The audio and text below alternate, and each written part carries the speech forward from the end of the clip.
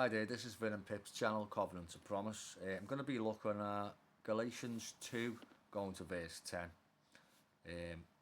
The 14 years after I went up again to Jerusalem with Barnabas, and took Titus with me also, and I went up by revelation, and communicated unto them that gospel which I preach amongst the Gentiles, but privately to them which were of reputation, lest by any means I should have run, or had run in vain. But neither Titus, who was with me, being a Greek, was compelled to be circumcised, and that because of false brethren unawares brought in, who came in privily to spy out our liberty, which we have in Messiah Yahusha.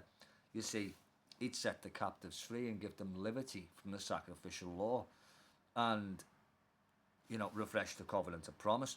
But um, the Jews snuck in and tried to bring them back into bondage again of the sacrificial law, brought in by liberty which we have in Yeshua Messiah, that they might bring us into bondage, to whom we gave place by subjection, no, not for an hour, that the truth of the gospel might continue with you. But of these who seem to be somewhat whatsoever they were, it maketh no matter to me. God accepteth no man's person, for they who seem to be somewhat in confidence added nothing to me. But counterwise, when they saw that the gospel of the uncircumcision was committed unto me, as the gospel of the circumcision was unto Peter, for he wrought effectually in Peter to the apostleship of the circumcision, the same was mighty to me toward the Gentiles.